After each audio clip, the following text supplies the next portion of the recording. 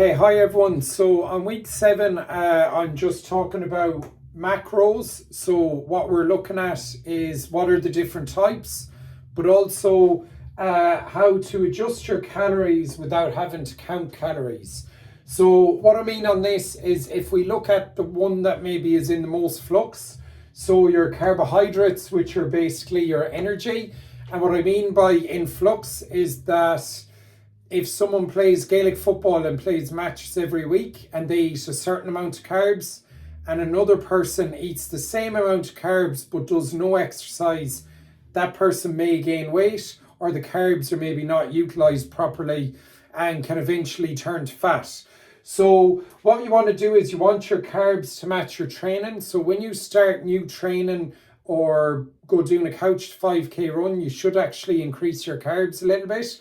What I'm looking at in this case, because we're on week 7, some people are trying to drop body fat, is how to actually reduce calories, drop body fat without having to calorie count each day.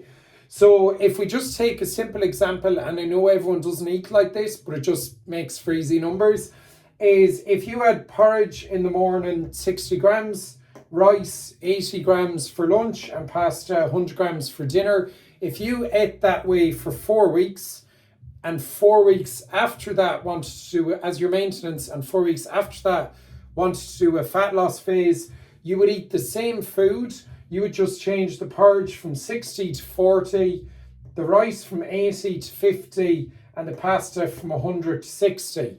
So the difference in those little drops, which you wouldn't really notice, maybe in the first week you would, after that you wouldn't, is 400 calories total a day.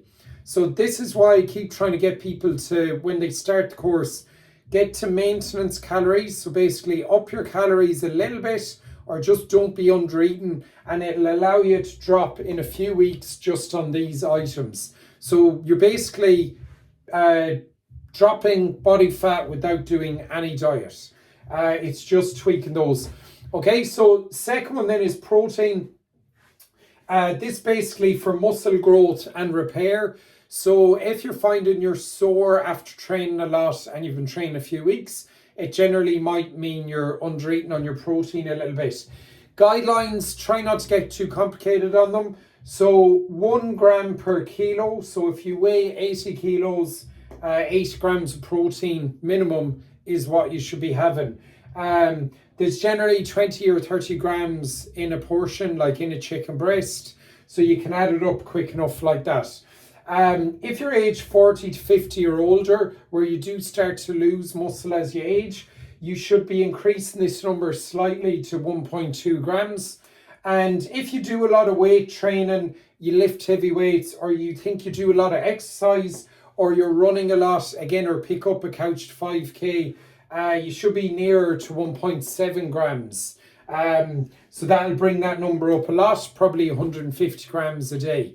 So again, mess around with them and see what you think. If you're unsure, or it seems like too much, or you feel sick eating that much protein, just stick to this number, which is always a safe bet. Then on your fats, I know you should label foods, good and bad foods, but for this, I will, because it's the most simple. So good fats, healthy fats, they have a million benefits. But people don't seem to eat a lot of fat because they're afraid of it. But basically, the good fats are good for vitamin absorption, good for brain development, or just not having brain fog, your nerves, hormones, and reducing inflammation. There is literally a list of like 100 things that eating fats are good for your body. The most basic ones, fish and eggs, nuts and seeds, and then nut butters. But there is fats basically in a lot of other foods we eat as well. So you can check them out and see what you're getting, but they're kind of the big hitters. So again, don't completely neglect them. On the bad fats, there's actually 2 types in it. So the trans fats, which are the ones that basically can be bad for your organs, they can stick in the body. They give you that stubborn belly fat that you can't get rid of. They are the ones seen to be the worst for your health, and also lead to cardiovascular illness down the line. So you're looking at biscuits, cake, fast foods, highly processed foods, that type of stuff, which we all eat, but it's just minimizing it, not eating it as part of your daily routine.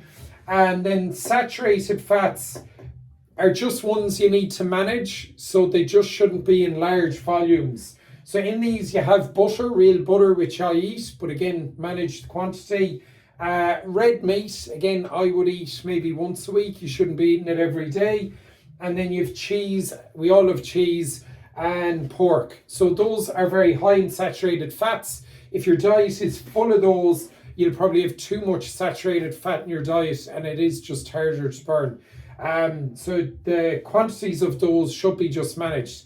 One last point I just want to make is on this swap here with the carbs, if you're looking at your protein, you obviously don't want to drop protein, but if, for instance, you're eating minced meat and it's 8 or 10%, if you change to steak or a lean steak, or you change to 4% mince, and say you eat pork once or twice a week, and you maybe change that to turkey, which is a leaner meat, you'll probably get 200 or 300 calories drop there in your daily intake, which would be this. Again, by not measuring, just kind of going towards a more leaner food.